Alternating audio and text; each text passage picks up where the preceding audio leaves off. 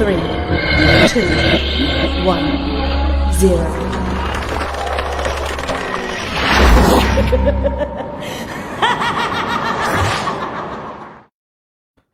Hello everybody and welcome to this week's Demonologist UK podcast. As you can see, it's the UFO special. I've got my tinfoil hat on, not for long because it's actually cooking my head. But yeah, this week we're joined by Andy McGrillen. We are going to be talking all things to do with aliens. I'm really looking forward to this week's show. Just to start off, don't forget guys, we are still collecting for the National Autistic Society. So if you do want to donate to that, head over to my page. That's www.facebook.com/Demonologist UK. You'll find that I'm collecting on Facebook and GoFundMe. If you want to help us out, honestly, autism is something that has affected, it's touched me and my life, and it is something I'm very passionate about, and I want to collect money for it. But hold on, let me take this off for a second. Crazy. Let me just put this back on. Right. So this week we're talking about UFOs. It's the UFO special. We're going to be talking about all different things tonight. Project Bluebeam, Project Stargate. We've got so much coming for you guys tonight. It's going to be absolutely amazing. I'm looking forward to it. Don't forget next week. I can't remember what I've got on next week. I'm going to have a look it up for you anyway. But yeah, it's going to be amazing. I've got so much coming up. I've got all the presenters coming on live here on the podcast. But yeah, anyway, let's get on with the show. We're going to bring on tonight's guest after this.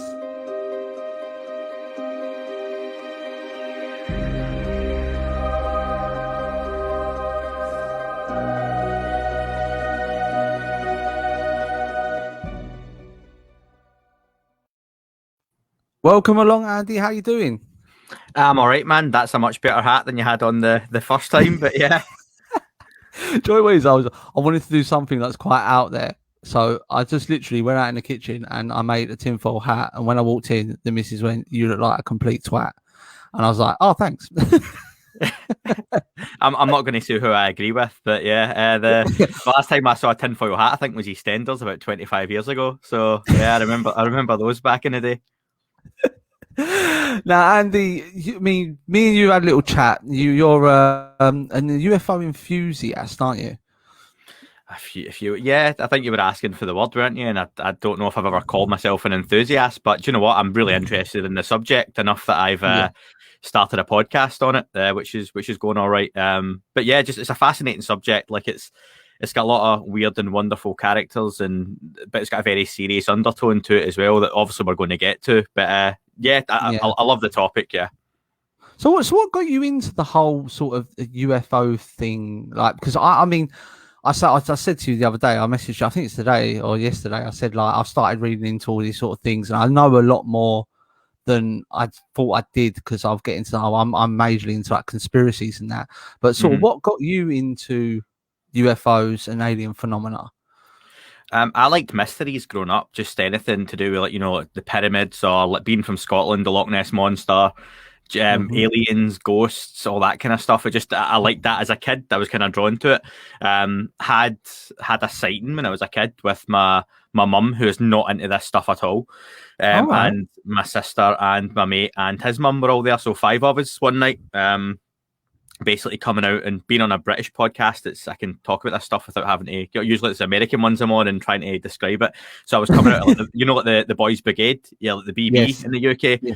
I was in that as a kid, so I was about 9 or 10, and I was coming out the BB. It was dark, it was winter, but it's really built up area I lived in Glasgow, and we were crossing just a normal main road, cars going up and down either side, co-op shop to your left, a Chinese takeaway, community centre, like what we're all used to in the UK. And down the road about half a mile, 3/4 of a mile, there was you could see just above the houses, like it looked like a Ferris wheel, but at an angle, a bit like that. Spinning really, really fast. And obviously you look along and it's like 9 o'clock at night in a winter's night, so it's a really busy area. And this thing was big, and can remember kind of looked along and we were going, what's that? And obviously I'm remembering back now, like 25 years. And my mum and that were like, that's a bit odd, isn't it? Like that was it. And we just looked at this thing spinning at an angle. Wasn't a Ferris wheel. It was on its side, spinning ridiculously fast. Wow. Pretty low to the ground. I'm not talking up in the sky. I mean, like, you couldn't see the bottom of it because the houses in the distance were hiding the bottom. That's how low down it was. And that was a football community centre that was just in the distance as well. So saw that, and that was it. No more about it. That was just the kind of first ever sight I had as a little kid. But I mean, there was no mobile phones. You don't jump on the internet in 1994, 95. No, what do? You don't tell anyone, do you? And just growing up, I've always had an interest in the subject and the topic. And I'd say the last 3.5 years since the US government got involved in a massive way, the Navy, Department of Defense, basically admitting they've studied these things for a long time, when they always denied that they had, I thought was really interesting, and that got me right back involved in the subject to what I'm doing now. Yeah, I mean, it's crazy you say like a Ferris wheel shaped object, because 9 out of 10 UFO sightings are normally just like these little balls of light that are traveling in sort of weird directions and just disappearing off. So for you to see something like a Ferris wheel is like, okay, that, because when we talk about UFOs, we talk about unidentified flying object. I think they're called UAPs now, and they unidentified alien phenomena. Unidentified aerial phenomena. That's the US. That's the official military term for the US government when they talk about them. Yeah. Because I was reading through all them, and that kept popping up, and I was like, "What is that?" I'm going to Google that, and because I'm not up with all this sort of thing, but for you to see that, you sort of go, right, okay, we know that the military with their advanced technologies are around 50 years ahead of us, so obviously they're going to have planes that travel fast and hover and stuff like that. But to see that Ferris wheel, that's quite significant, because it's not like your normal sighting. It's like, I wanted to talk to you about, because I read this book. It's called The Fourth Reich. It's by Jim Mars. He's like a conspiracy theorist. He's really great book. And he talks in there about the Germans working on something during World War II called the Glockenspiel, which is like a bell-shaped flying object that run on anti-gravity. Yeah. And since then, there's been a lot of sightings of these bell-shaped objects, these UFOs that are bell-shaped. I mean, in your experience from reading all these different things, is that quite a normal sighting to see like the bell-shaped objects, or is it normally just like lights everywhere and stuff like that? There's no normal. There's a catalogue of about 100 different shapes that range from saucers to domes to bells, to diamonds, to crystals, to spikes. Like you talk about the, just balls of light in the sky. Obviously, with mine, I'm saying Ferris wheel to give people the idea that I'm looking along a road that normally that would be the kind of size of it as well. But if you're looking like a saucer on its side looks like a Ferris wheel, and it was hard to make out any distinctive shape because it was just the lights firing around. So do you know what? I think that's the thing. There's no real pattern necessarily to, if you take away the Hollywood aspect of it, of what you see in Independence Day, because that's what people associate them with. But there's a whole plethora of different shapes, and of course, the black triangles are a very, very famous one as well. Yeah, there was a famous site in America. I think it was is it the Phoenix Lights, the big triangle? Yeah, Phoenix Lights. It was seen by like thousands of people, and it was huge. It was flying over. It's like one of the most popular UFO sightings in history, isn't it?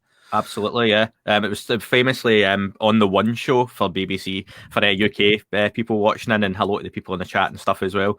The actor Kurt Russell was on the One Show a couple of years ago, and somehow they got talking about it on the One Show. I can't remember the context, and he actually announced on the One Show that famously there was a pilot was flying in that night, or one of the nights the Phoenix Lights were seen over the, like you say, it was a triangle or a V shape. It was described.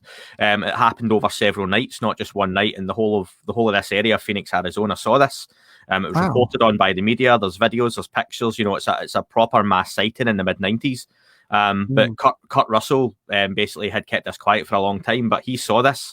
He was basically flying. I'm sure it was a family friend, because he had his pilot's license, and he was dropping off like a family friend's kid who had came over to see his kid, and he was dropping them off home. So he was coming back into the airport, or the private runway, and he saw this thing, and he announced on the One Show that he was actually the pilot that saw that evening.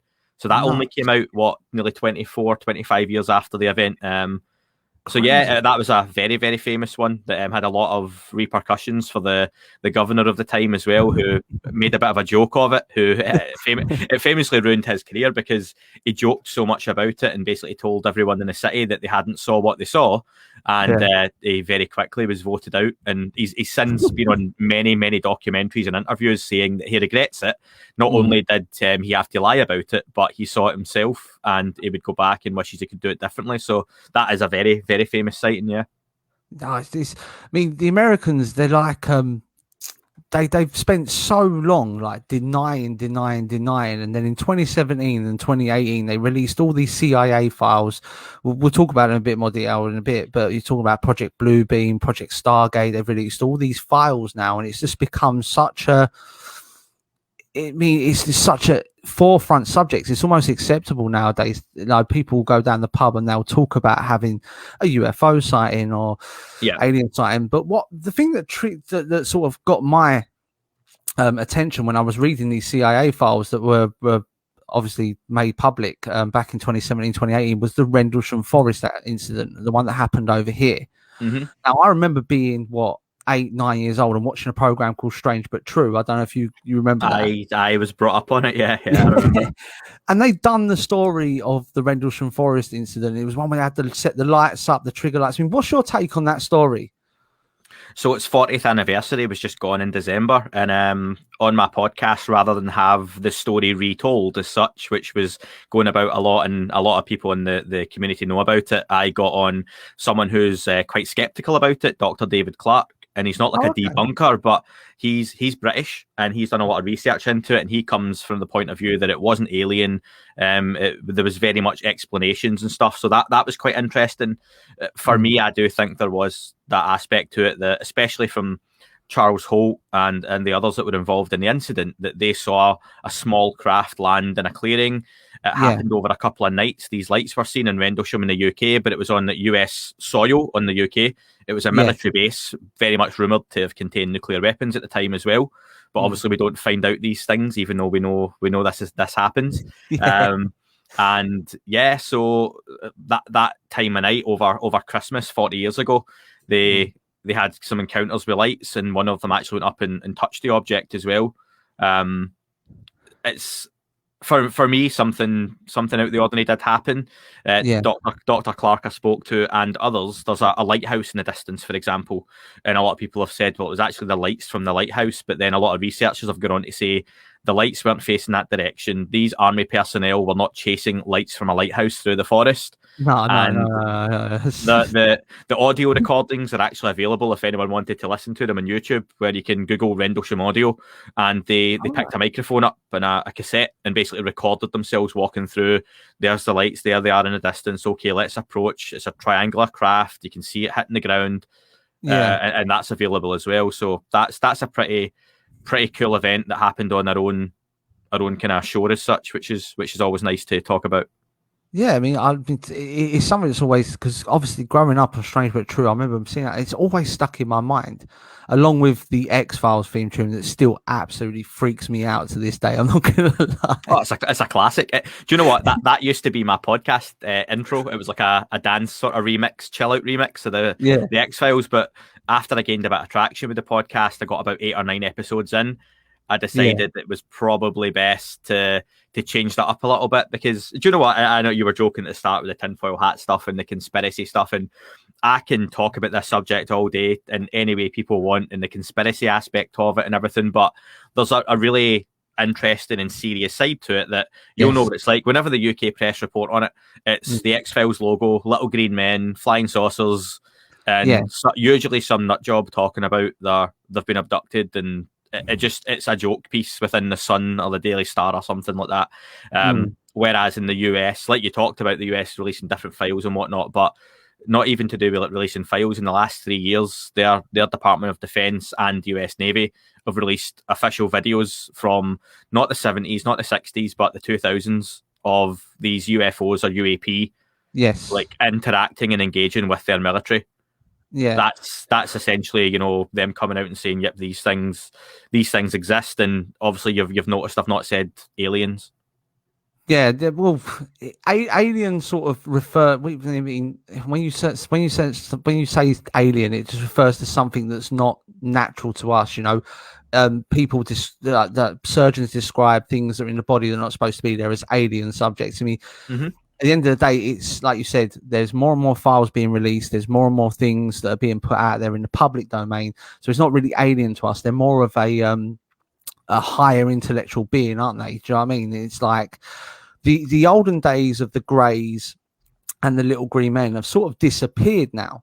It's almost got to the point now where I always say to my partner, it's naive to look up in the sky and see all them stars and think we're the only intelligent life in this whole massive universe. I think it's a very naive chain of thought, and it's always something that I've always thought about, but I've never looked into it. And I wouldn't say I don't believe in it.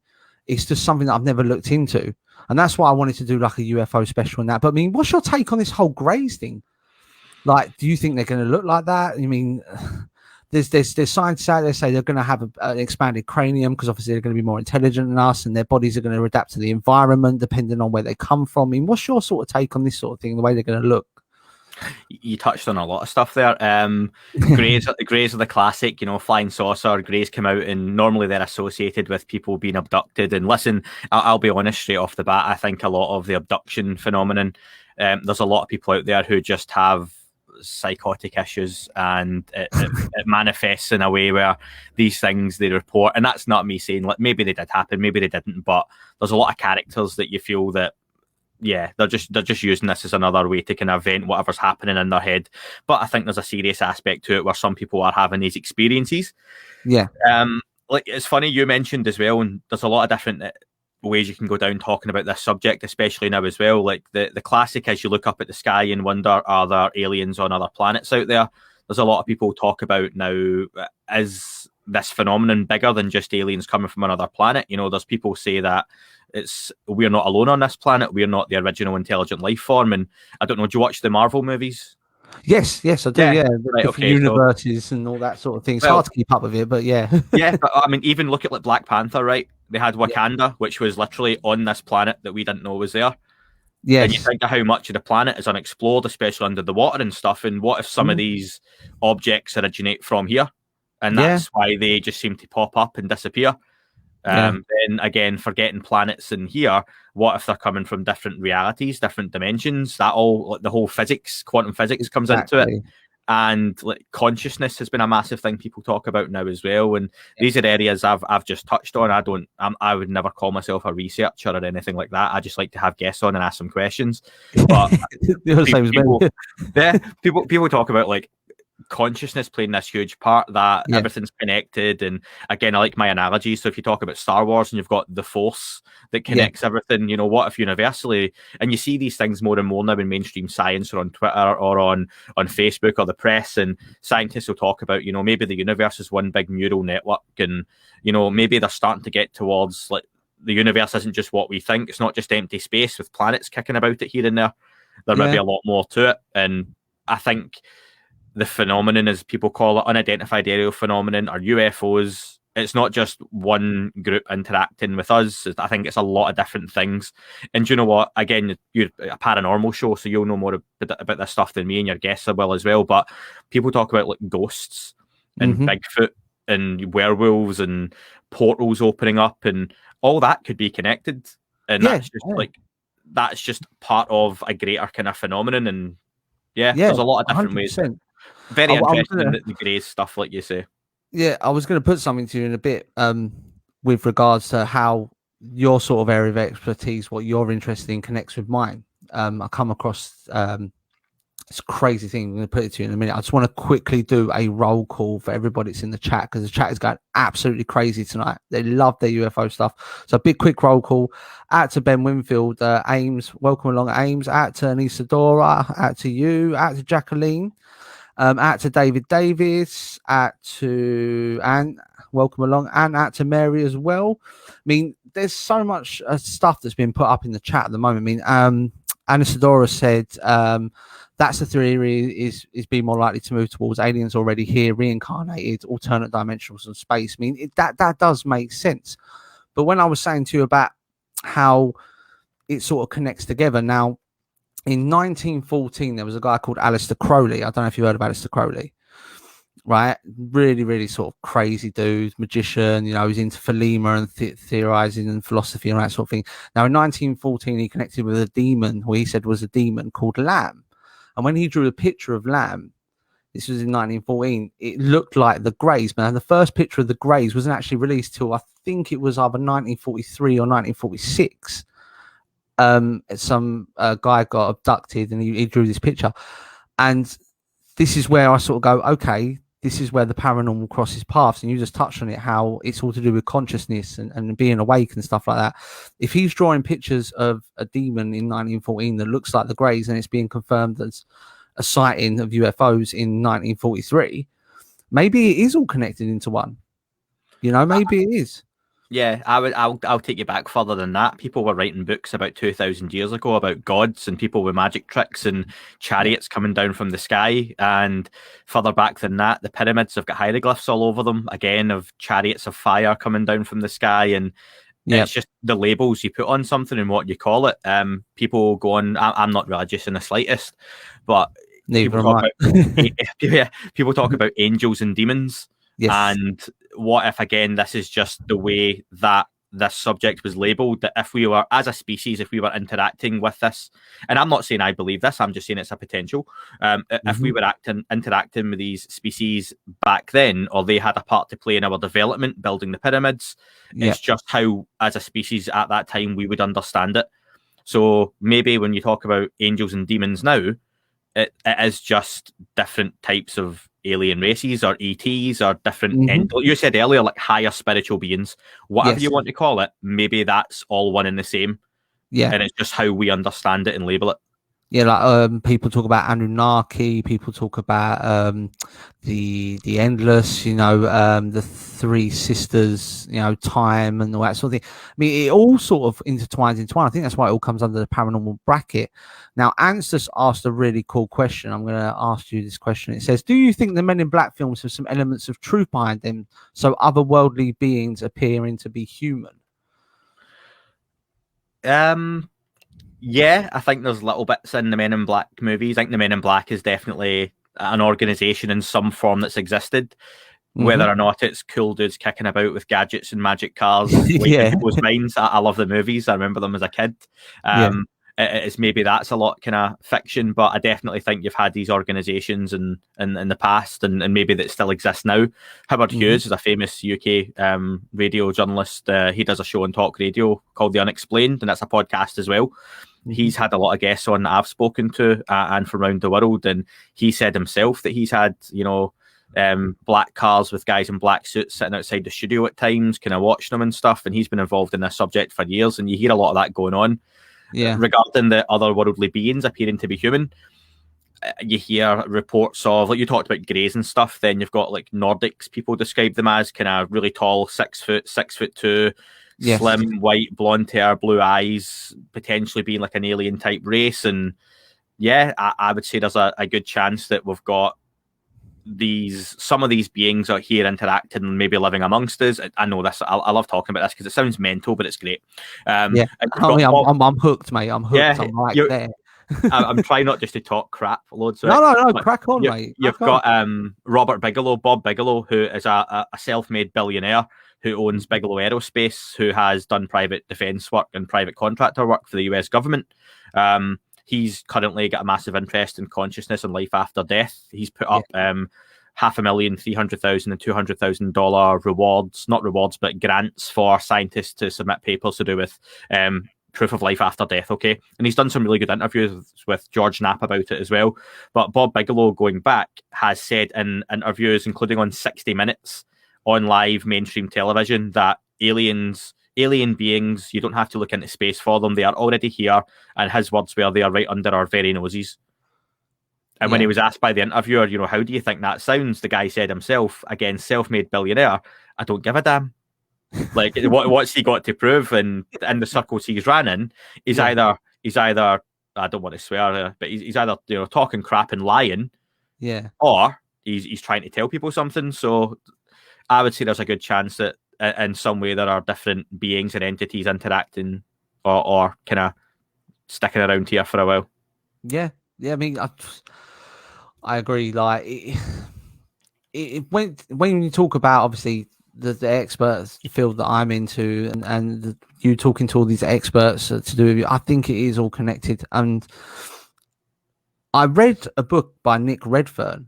The guy's an amazing author. Like, seriously, I can literally read his stuff all day. And I'm not alien mind orientated, but I can read his stuff all day. And he done a book about life on Mars.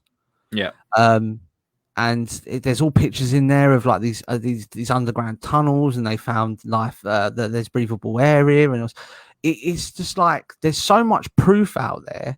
But then you get people that come on YouTube and they do documentaries about reptilian creatures that are actually the Queen, and it just destroys all credibility for the UFO community and the alien community.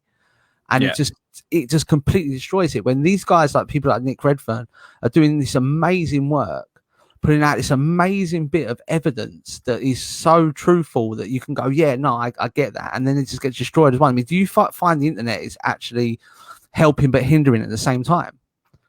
Yeah, it's a burden of having too much knowledge, isn't it? There's a lot of nonsense and a lot of good stuff out there as well. Like I follow on my Facebook one of these Mars reconnaissance pages, okay? And they put up, same as what you're talking about there, loads of pictures to do with Mars and different objects that the rovers have taken pictures of, okay? And I would say 90% of them, there's nothing there. They are literally, they put on the original and then they shade it and they bring stuff out and they'll say, look, here's a statue or here's a potential craft. And it's like, no, it's just a jaggy rock. There's nothing in that picture other than what you're trying to see. But there are a small number of them where you can go, now that does look quite interesting.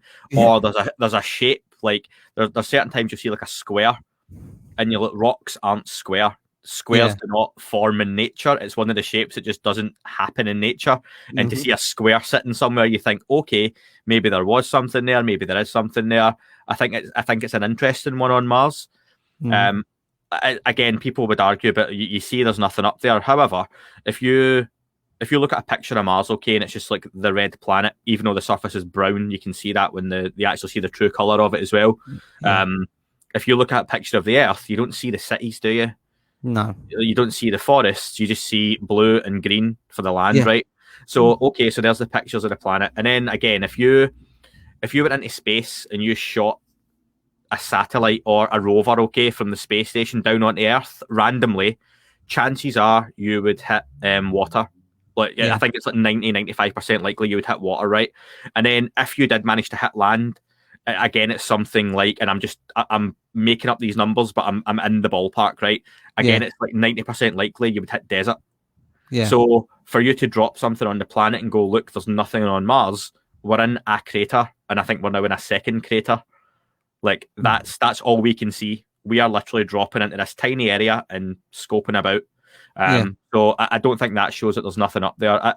Whether there's still anything there, whether there was something in the past, remains to be seen. The whole life on Mars stuff, and it's probably a conversation for another time. Like, one of my kind of guilty pleasures, particularly before I started the podcast, because I do have more of a serious talk about the subject on it.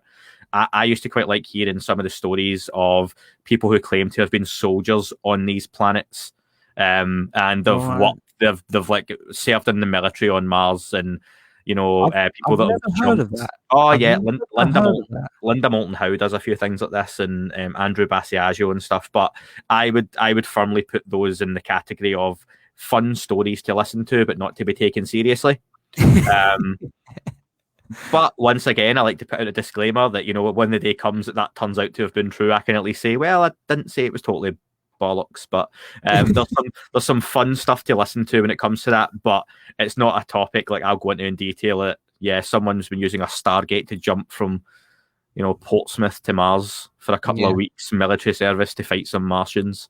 But yeah, I definitely think there's something to some of the pictures and stuff that we see that come from Mars. It sounds like some mad Guardians of the Galaxy stuff going on right there. It's just, I mean, I've never ever heard of anything like that. I mean, the chat room's going absolutely mad.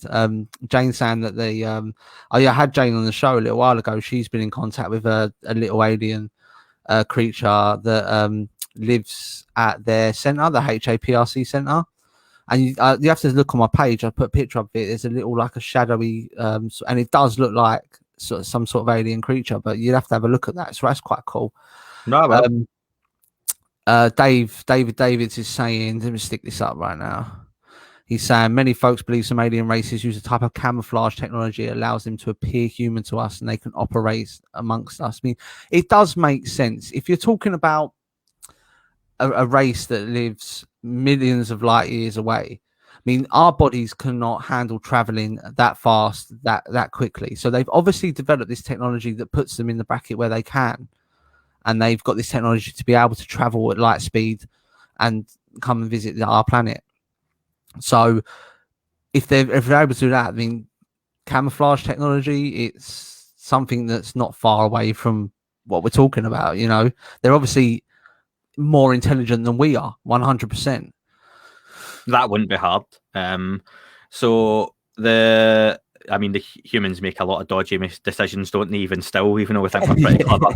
So I was just looking again at David's question, and they can operate amongst us. So yeah, you're making the point about they can travel a great distance. Again, we just think of it, and again, I'm not a scientist, okay, and this is why we need serious scientists to study the subject and study the technology and study the physics of it, because what we think is, okay, we've got aircraft that can travel at this speed, and that's really cool, but we don't have aircraft that can do that or spacecraft that can do that. But that's the way we understand physics and the way we understand travel. What if these things aren't traveling in the same way we are? What if they're just not traveling really fast? What if they can appear in one place and appear in another? What if they're using wormholes? Again, what if it's different realities and they almost share the same space as us? And whatever they're traveling in, forget the fact that these objects appear to be flying. Maybe they're not flying. Maybe they just exist in that space. Yeah. And where they're coming from is potentially the same planet, but just at times they can exist in the same space, so they've got that technology. That's just the way it's. All I'm trying to say is, if people think of it and open the mind up a little bit to different possibilities, and it gets you away from, oh yeah, but you can't travel that far that fast. Well, maybe they don't have to. Or you can go totally back the other way to, okay, so they are traveling that far and that fast. At one point, someone stood on the shore of the UK or the shore of the US before there were boats and looked across the water and thought, God, I wonder what's out there. We'll never get across that. And, lo and behold, they got a boat and tried it. Yeah, and then, then you get a faster boat, then you get a plane, then you get an aircraft, then you get a space shuttle. Yeah. You keep developing and evolving, don't you? Jane's asked me to ask you. She said, what are Andy's thoughts on NASA suggesting there is a portal at the back of the Earth where the Earth's magnetic field meets? So I would say there are more than likely points of the Earth where, when you look at things like magnetic fields and different frequencies, that you have kind of paranormal hotspots. Skinwalker Ranch being one of the biggest and best known ones in the US, in the Uinta Basin. For my podcast, I done a bit of a watch along with the first series, and I've got the owner of Skinwalker Ranch coming on the podcast in a couple of weeks as well.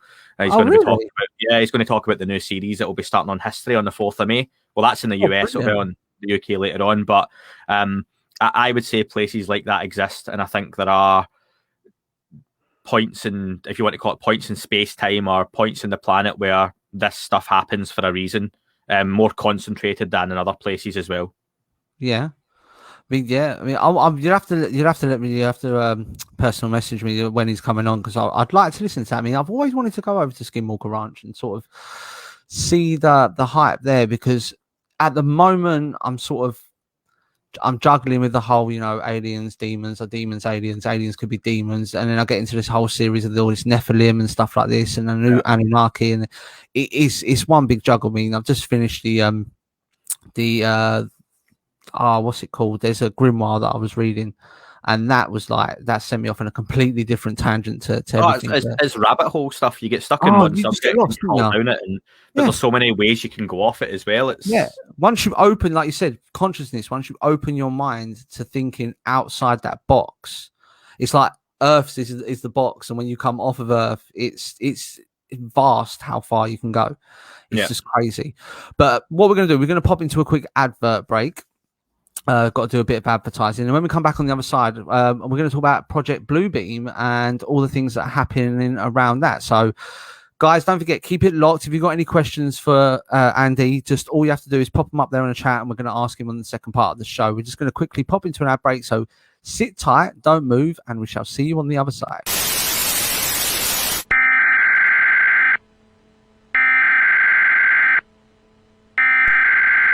We interrupt our program to bring you this important message.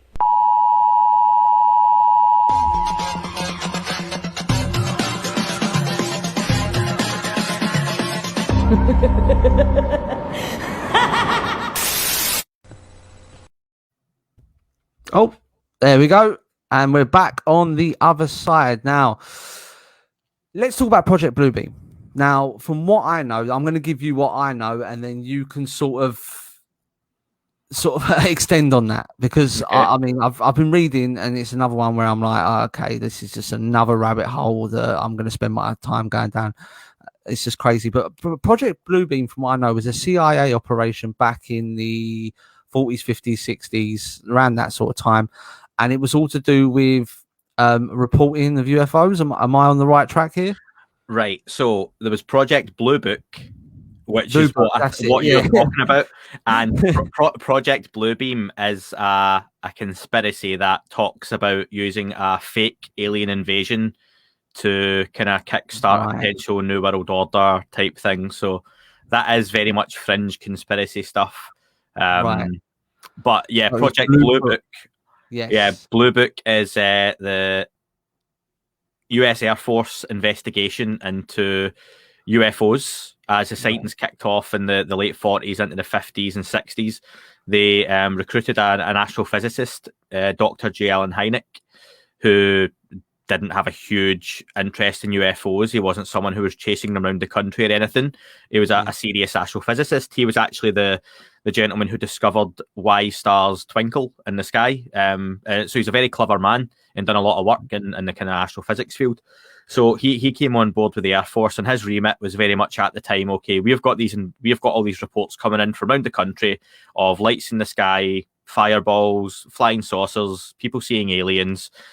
Go and explain them for what they are, that there's nothing to it. And Dr. J. Allen Hynek's thing was very much, do you know what, I'm going to investigate these and expect to find absolutely nothing. And over the course of years of investigation for the Air Force, he butt his head a lot with them, because he became one of the kind of godfathers of ufology, as he found there was absolutely something to this. People were seeing something that wasn't just lights in the sky. And it's funny, someone mentioned that Men in Black earlier, the movie. One of the famous lines from Men in Black comes from Dr. Allen Hynek, J. Allen Hynek's work for the Air Force. So famously, there was a sighting that he was told, oh, sorry, I'm going to get this slightly wrong, but the gist is, you know, when Will Smith is zapping people, wiping their memory with a little stick, the light stick, he tells people that what they've seen is swamp gas reflecting off of Venus, and that's what they saw.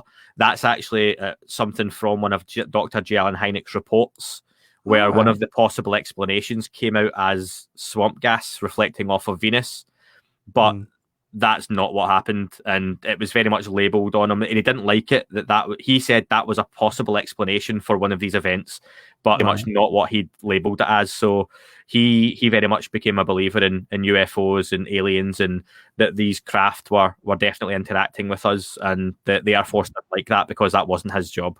His job is to get rid of it and make it go away. I think the US Air Force and the US government don't like it when you sort of stray from the path that you're given, I suppose, to put it in a way where I'm not going to get a Facebook ban. Yeah, basically, yeah. Yeah, but yeah, so it's Project Blue Book. I need to get into that. Ant's put up a really cool question. He wants to ask, do you think we evolved from aliens, or are aliens more developed version of humanity? That is a good question. So hard to give a yes or a no. Like, I'd say there's definitely something to it. Again, my opinion on a lot of things has changed the last couple of years. There's a lot of people talk about, you know, the kind of, you hear things about simulation theory. We all live in a matrix or a computer generated simulation and stuff, but a lot of people would say that potentially we're a bit of a zoo, that Yep. human race is a bit of an experiment, and we were put here, and we're so different to other life on the planet, and the way we've evolved, and self-awareness and sentience and intelligence, that maybe you've got these other things interacting with us for the reason that we're basically a pet project in a way, which would be quite interesting if that was the case. And again, you talk about it probably ties in a little bit with like greys and aliens abducting people because you're just plucking them out. Think about things like gods and whatnot, that maybe these things literally are our gods, because do you know what, they created us, and there are times in our evolution they've came down and helped us evolve along the way. But I think there's something to that potentially we're here because of, or some of these craft, not all, some of these entities are potentially us from the future, just coming back to study, which is quite a cool thing to look into, and definitely something to that. Yeah, good question. And yeah, well done, Ant, man. That's a good question. Now, we can't talk about UFOs and aliens without mentioning the Area 51. It's always going to come up whenever you talk about this. Now, I read an article the other day from a conspiracy theorist. I'm not going to mention no names, but he was saying that iPhone, Apple technology, touchscreen technology was actually developed in the early 80s based on the Roswell landings, the crafts that landed in Roswell that were taken to Area 51. And it wasn't until Apple released the first iPhone that the US government decided that we are going to have this technology. I mean, what's your take on that? I mean, let's start off with Area 51. Do you think it exists? Roswell landings exist? And do you think we're sort of adapting alien technology into our normal lives? So yeah, Area 51 exists. That's just a fact. That's that came out in 1989 when Bob Lazar came out and reported on it for the first time, but it existed long before that. So there is an area called Area 51, an area called Groom Lake, and there's different facilities around that as well. It's not just one building; it's quite a big expanse out in the desert there, in Nevada. Very secure, of course, and a lot of secret testing's been done there in the past as well, including military testing of different stealth planes and different craft that we either did or didn't see the light of day. So that is definitely a place. The Roswell, for me, absolutely, it's a romantic story because it's now almost 80 years old. 47. It's one though that. I think for me, and this is something, if people do check out the podcast, and hopefully they do, I'll talk about Roswell in that way, that it's a great story, but do you know what? It's so hard now to keep talking about because it happened so long ago. You're now, if you want to talk about it, you have the grandchildren of the grandchildren who were involved in that sort of stuff because so many people have passed on. We've got so many more, I think, interesting modern events happening now with people who are still alive and military that I tend to kind of look into more of those. But for me, something happened at Roswell. There was a crash. It clearly wasn't a weather balloon. For me, there was some sort of craft crashed. It was retrieved. It's always puzzled me how you can turn around and say, like, it's a weather balloon. Yeah, of course it is. Yeah. I mean, given the fact that was obviously the Air Force's explanation, but it was actually their second explanation because the original headline for the newspaper put out by the US Air Force was they found a UFO. It was then corrected a few days later that no, we found a crashed weather balloon. Obviously, when people got involved, they meant let's not be reporting we found a downed alien spacecraft. Let's get rid of this and keep it. And when you talk about the Apple chip and stuff, you go back further. It was actually IBM developed the first computer chip not long after the crash. So that technology suddenly came into being not long after Roswell, and it was companies like IBM who. A brilliant leap in technology, but again, you could maybe say, where did that come from? Did it come from stuff we suddenly got our hands on, and superconductors, and managed to shrink that level of information down into something so small? So I would absolutely say a lot of the stuff we have kicking about now is very basic forms of what was found potentially a long time ago. I mean, the chat room's blowing up. I mean, I've got loads of questions, so we're gonna have to. What I'm gonna do is when it goes to the chat room, I'm gonna get these questions up because these guys they're more important than my little, but we will arrange another time for you to come on the show because the guys are blowing it up. They're like asking crazy questions. It's crazy. It's crazy. Jane's asking, hold on a second. Is there evidence that our chromosome 2 was genetically engineered? People better and more intelligent than myself have talked about that kind of stuff. I don't know. Genetically, again, I suppose that ties back into if you want to go along the lines of that we were put here, or we've been, our evolution and genetics have been interfered with at some point, potentially. A lot of people will again link that back to abductions happen on certain bloodlines or in certain bloodlines to the same people throughout their life. I heard about that, yeah. And then it happens to their children potentially, and again, there's a genetic part to that as well. So maybe there's an interest in that, but it's something that's been talked about. I've not done that on my podcast yet either, Jane. But there's a lot of talk around that. Again, I suppose it would have to tie in with the fact that we were put here by these beings, and they are kind of tinkering with us a little bit. But do you know what? It's nothing we have not done to species that we would consider inferior, in lab rats and mice and stuff like that. So we have messed about with all kinds of animals' DNA, and maybe just something above us is doing it to us. Mm-hmm. Let's have a go at this one. Ant's asking, do you think aliens use ley lines as paranormal highway to help navigate the Earth? I mean, that's something that I've always wanted to know, this sort of thing, because obviously if they're more intelligent than us, they might see these ley lines and use them as interest points. I mean, because I know that Stonehenge is like 3 or 4 ley lines crossed together. So I mean, what do you think about that? Do you think they use these ley lines as sort of even points to sort of go, right, that's where we're going to land? Or I think, like you say, maybe goes back to the point when you talk about portals and different points of the Earth kind of intersecting. I would say there's potential there for that. That there are areas that are a lot more concentrated and focused. Like you say, Stonehenge in the UK. I mentioned Skinwalker Ranch in the US, and there are many, many different places. You look at somewhere like the Inca pyramids and places in Peru and Mexico, and again the pyramids in Egypt, and even not just the ley lines, but the way they line up with the star systems. Yes, is incredible, and that stuff it would be so hard to do now with our technology to build something that lined up with Orion's belt so exactly, let alone to do what they done back then with what was apparently people pulling stones across the desert and lining them up next to each other.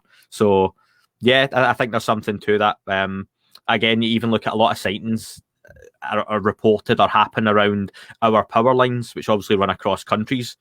Yes. And again, is there just an interference with the Earth's electromagnetic field that goes on, and these things can maybe pop in and out easier, or that's why people see them at those points? Because if you start talking about different, I hope it makes sense here, but like different realities or different dimensions intersecting, maybe the fact that you've got so much interference or different signals all happening in one area, it makes these sightings a little more common. Yeah, I mean, alternate realities, they fit in with this show anyway, mate, so trust me, it's fine. David Davids is saying Cole also wrote a book called The Day After Roswell, whistleblowing how he had been involved in back engineering the Roswell crash. I mean, there's so much data and evidence. I mean, let's just ask the question outright. I mean, you talked about Egyptian pyramids. Were they built by us, or are they alien technology? I think we had help. 100%. I mean, you watch these programs like Ancient Aliens as well, and they depict these hieroglyphics with these creatures that look sort of like half man, half something that we've never seen before. I mean, it begs the question. As much as we all sit here and we go, oh, nanu, tripods and greys and all this sort of thing, and make fun of it, but if you look at history itself, it's spotted with loads and loads of evidence that we're not alone on this planet. Yeah, it's there all throughout history. And like you say, cave drawings have been discovered, haven't they, going back even further than Egyptian times, with what appears to be objects in the sky. All the biblical stuff, the amount of paintings from biblical times which depict objects in the sky. There's no way that the pyramids were built by slaves dragging rocks across the desert and stacking them up on top of each other. And people forget, it's not just that incredible shape and geometry on the outside, but on the inside, the way they're put together as well is just unbelievable. And again, there's so many parts of these pyramids that we're still now in 2021 trying to get into or discovering there's hidden chambers, and it just blows architects' minds and archaeologists and stuff like that as well. So we had help with the pyramids, Yeah, 100%. I mean, recent alien sort of phenomena is these monoliths that have been popping up. Well, but even though What makes you say alien? I have to ask you a question. because I'm the sort of person that read the news and they said, "Oh, he's alien," and then a little while later they turn around and went, "Oh no, it's somebody that's put them there," you know. And then I'm just sort of like, "Well, hold on a minute, but you said they were this before, and now they're this," and it's like, but there are ancient monoliths that have popped up. If you look back in history as well. I just wanted to sort of get your sort of take on that. I mean, that's another thing, like crop circles that seem to sort of play down this alien and UFO phenomena, that where people are putting out these real evidence, they sort of just like play it down.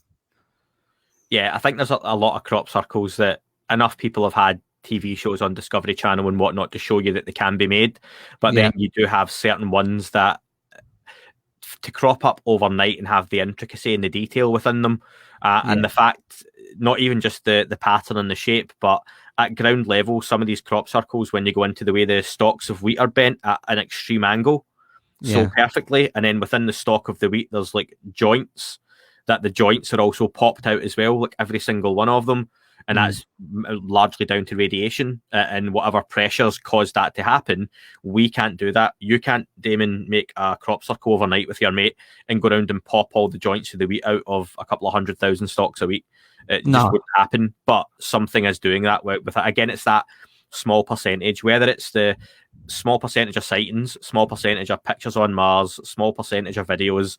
It's that small percentage that interests me, because 95% is either explainable or totally mundane, but then it's the 5% that is this is incredible. And again, that's was you touched on it earlier, the 2017 videos that were released and in 2018 by the US Navy in conjunction with To the Stars Academy. That's the US government releasing videos of unidentified objects flying across, but not just 3 interesting clips. It was the data that went along with it, the pilots that reported it, the fact that one of these pilots, Commander David Fravor, who is a Top Gun pilot, he is a 0.001% of pilots in the world with the skill set he has. He is the creme de la creme. And he reports that he had a dogfight with one of these, where the thing basically came up to meet him from the ocean floor, ascended rapidly. Beside him, 40-foot long tic-tac, as he described it, no propulsion, sat beside him, belted off at a ridiculous speed, and appeared at what is called his cat point in the distance, which is a random plotted point out at sea. And those objects were sighted for 7 to 10 days by hundreds of service personnel on board the USS Nimitz in Princeton in 2004. So do you think there's sort of like, because a lot of military guys are reporting seeing these things, do you think it's like sort of even like a reconnaissance mission for these UFOs, these aliens, that they reconnaissance like the American military just to find out, see what sort of technology they are rocking, you know, what sort of guns they are rocking? Because maybe, you know, I don't know. I watched the War of the World series, the actual program, not the actual film. Yeah, and that was all about them taking over the world using frequencies to get to kill the human race off, and that. And they were reconnaissancing. I don't know how to say it in the single, but they were basically watching us and seeing how we work. Do you think that's why so many military see these UFOs? I think they know how we work. I think the military interaction tends to be linked in with the nuclear aspect of it. That battle group itself is nuclear powered. Or you tend to have some of these missions have like dummy nuclear warheads, or you see these objects, normally like the black triangles, appearing over nuclear facilities and turning on and turning off the equipment. And that's just to show you, you know, we can just turn this stuff on and off. This is your best stuff. So it's people could see that as a threat potentially, but it might also be just a little bit of a look. There's no point in trying to fight what we are. And maybe it's just a bit of a friendly look. You don't need this. We don't know. But I think the military aspect of it definitely draws interest from a lot of these craft for whatever reason. I mean, when I first heard about it, like, you know, all this sort of thing about it, because I sort of, that question has popped up because we were talking about military. But when I first heard about crop circles, I was thinking like it doesn't make sense, an alien craft traveling from light years away. I know we said about obviously, you know, different wormholes and that, but back then I was thinking about this way since this conversation. I'm thinking about it in a completely different way, but I don't think they'll travel that far away to get their lawnmowers out and draw little pretty patterns in a field. I think they must have some other sort of thing. But I think it's Stefan. Stefan's just asked if there are aliens amongst us, would they not seek positions of power? And if they did, are there more alien races on Earth that are competing to take control? And I think that's a really cool question. Yeah, a couple of aspects to it. So if there's aliens amongst us, would they not seek positions of power? Again, you come from a human point of view in all of this, like we all do, because it's what we know. So that's the way our society works and how we're evolved. But maybe these look at us and think, what are you doing? Like, why on this bit of land are you shooting rockets at that bit of land? And why on this bit of land, where there's lots of space, are you arguing over houses and who lives where when you've got plenty of everything? So we do run things in a bit of a funny way for another society or another civilization looking in on us. We look back 100 years or 500 years on our societies, like medieval stuff, and think, God, that's just crazy. But you even look at the way we live now, there's just so much stuff that's totally messed up. So you wonder why would they even necessarily, playing devil's advocate, have an interest in us in that sense? We might not be worth the time. Yeah. Are there more alien races on Earth that are competing to take control? So that's an interesting question, one I've talked about on the podcast a few times, that when you hear about these different, like grey beings or, light beings or whatever you want to call them, aliens from the Palladian star systems, all that kind of stuff, whatever they might be, all these different craft and different shapes, do they know of each other? Yeah. Or do they not? Because, you don't see two different UFOs normally appear at the same time, one triangle and one flying saucer, and then have a little bit of you're here, or we're here. Yep, we're treading on each other's toes. We've never heard of that happening. So you don't know that it's different races, all with different agendas. Maybe they know about each other, maybe they don't. But like I have to get this in there for like people who listen to my show and my co-host and stuff. Like, I like using analogies about fish and fishing. Yeah. And again, it goes down to that, like, you've got someone out in the middle of a lake or an ocean fishing, and they cast a rod. The little fish, looks up and sees the bottom of the boat, having no concept of what a boat is. That is not an idea they can comprehend a boat, let alone what's on it or what it's there for. They just see something at the top of what is essentially their sky floating there, don't they? Like us when we look at the sky and see a UFO. And the wee fish swims up and bites on a hook and gets pulled up onto the boat.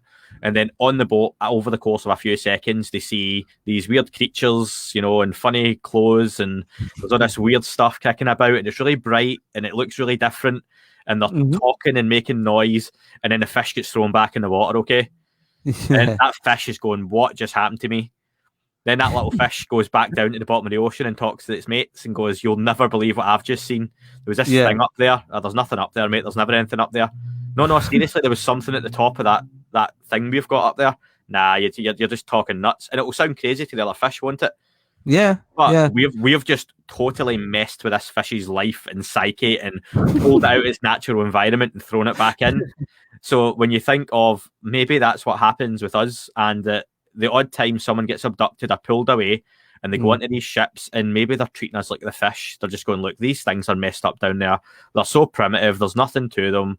Look at the way they live. Let's mess about with it and throw it back.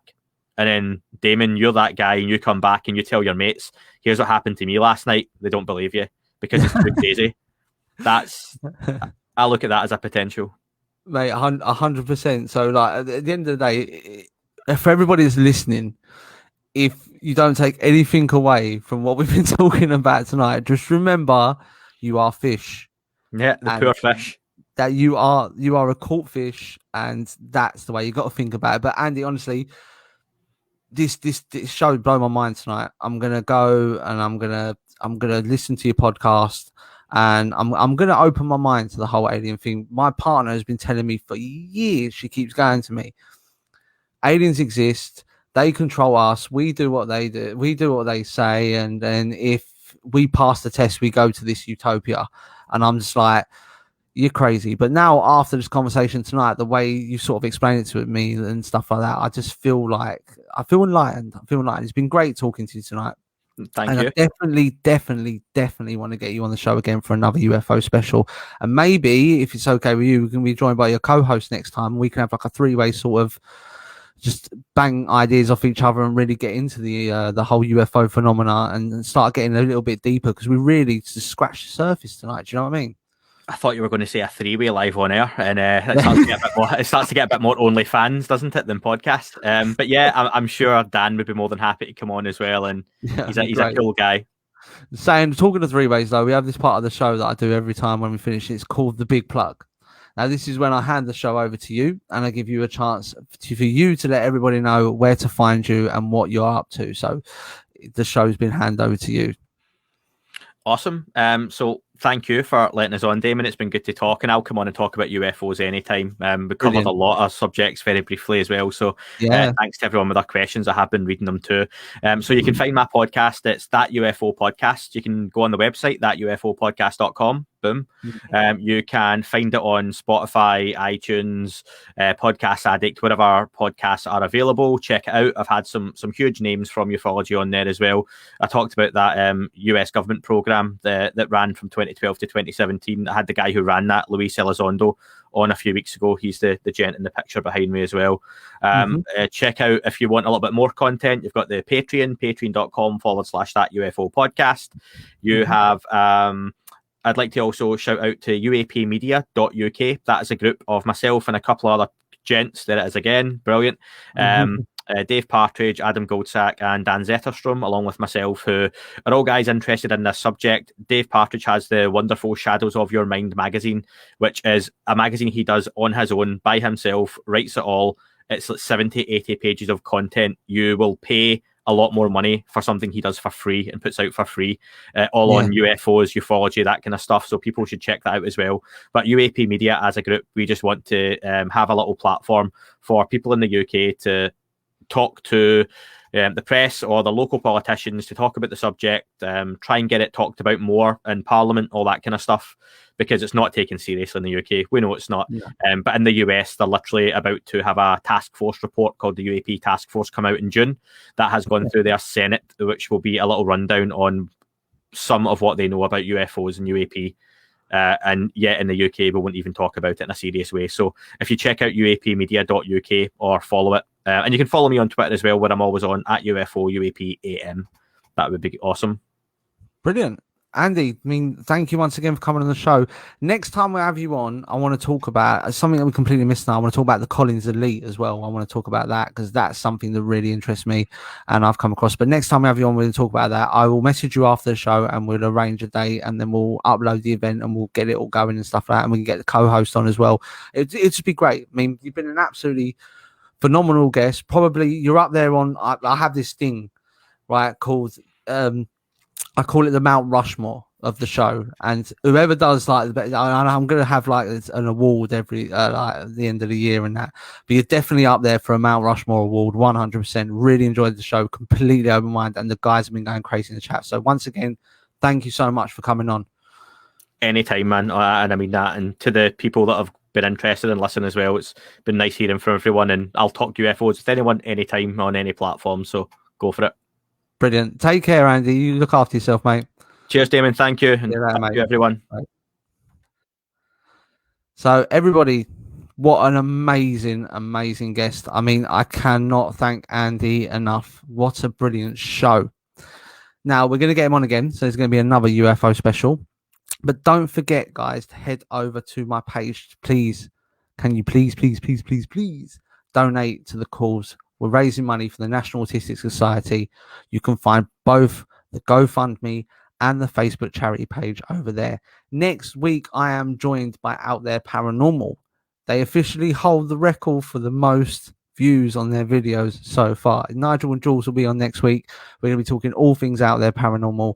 We're going to be talking about their show that they've got on Amazon Prime, and it's going to be an amazing one. But once again, guys, I have been Damon Penny. This has been a Demonologist UK UFO special. Once again, thank you to Andy McGrillen for coming on the show. Brilliant, brilliant guest. Until next week, don't forget Friday, 9 p.m. Take care, good night, and don't forget, keep it Demo.